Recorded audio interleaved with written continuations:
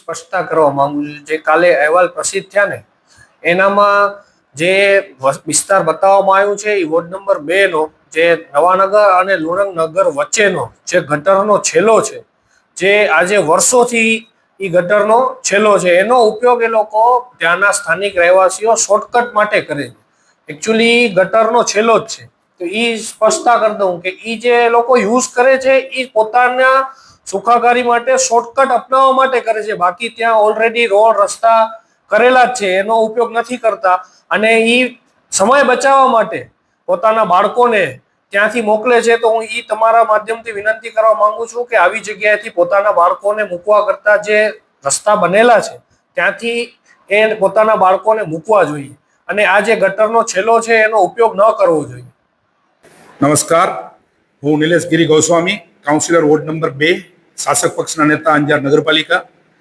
આપ શ્રીના ચેનલના માધ્યમથી આ વિષય પર જણાવું તો જે ગઈકાલે સોશિયલ મીડિયામાં કે પેપરમાં અહેવાલ જે પ્રસિદ્ધ થયો હતો એની વિગત એવી છે કે જે લુણંગનગર અને નવાનગર આ બંને વચ્ચે છેલ્લા લગભગ 35થી 40 વર્ષથી ગટરનો ખૂબ જ લાંબો મોટો છેલ્લો વહી રહ્યો છે. ત્યાં કને ઓલરેડી ગટર હોવાના કારણે રસ્તો છે જ નહીં. અને આ ગટરની વાત કરું તો અંજારમાં તમે એન્ટર થાવ એટલે કળશ સર્કલ, કળશ સર્કલથી મફતનગર, મફતનગરથી ગોકુળનગર, ગોકુળનગરથી લુણંગનગર અને લુણંગનગરથી નવાનગર, આ તમામ એરિયામાં ખુલ્લો ગટરનો નાલો વર્ષોથી વહે છે. આ આજનો પ્રશ્ન નથી, પણ લોકો ત્યાંથી કોઈ વટાતા નથી કારણ કે ખુલ્લું ગટર વહે છે, ત્યાં કોઈ નીકળતું નથી. પણ લુણંગનગર અને નવાનગર આ બે વચ્ચે ખુલ્લી ગટર વહે છે, એની કારણે ત્યાં રસ્તો બંધ છે. પણ ત્યાંના લોકોએ શોર્ટકટનો ઉપયોગ કરવા માટે થઈને ત્યાં કને પથ્થર રાખી અને રસ્તો બનાવેલ છે ગટરની અંદર, જેના કારણે ત્યાંથી વિદ્યાર્થીઓ થેલા લઈને પસાર થાય છે. ત્યાંના બહેનો ચક્કી પર લોટ દરાવવાનો હોય તો તે દરાવવા માટે શોર્ટકટનો ઉપયોગ કરે છે. ત્યાંના યુવાનો એ શોર્ટકટનો ઉપયોગ કરે છે. ફક્ત કારણ એ જ છે કે ઓલરેડી ત્યાં ગટર છે, રસ્તો છે નહીં, તો ત્યાંથી નીકળવું ન જોઈએ. પણ લોકો પોતાનો સમય બચાવવા મેન રસ્તો જે છે એ રસ્તા ઉપરથી જતા નથી. ત્યાં ઓલરેડી નગરપાલિકા દ્વારા નવાનગર અને લુણંગનગર વચ્ચે સીસી રોડ છે, ડામર રોડ છે, એ રોડનો કોઈ ઉપયોગ નથી કરતો. અને પોતાનો સમય બચે અને ઝડપથી પહોંચી શકાય એટલે પોતાના સ્વાર્થ માટે થઈ અને શોર્ટકટનો ઉપયોગ કરે છે. આ શોર્ટકટનો ઉપયોગ કરવાના કારણે સ્વાભાવિક છે ઘણીવાર કોઈ વિદ્યાર્થી કે કોઈ માતા કે કોઈ બહેનો આ ગટરમાં પડી જાય તો અનિચ્છનીય બનાવ બની શકે, કોઈને નુકસાન થાય, કોઈને શરીરમાં લાગે. તો હું પણ ઈચ્છું છું કે આ લોકોએ આ છેલ્લાનો ઉપયોગ ન કરવો જોઈએ, કારણ કે ઓલરેડી ત્યાં રસ્તો છે જ નહીં. આપ જે કાયદેસરનો રસ્તો છે ત્યાંથી પસાર થાવ. સર, તો નગરપાલિકા દ્વારા કેમ કોઈ ઇન્સ્ટ્રક્શન, સાઇન બોર્ડ કે બેરિકેડ લગાવવામાં આવ્યું નથી?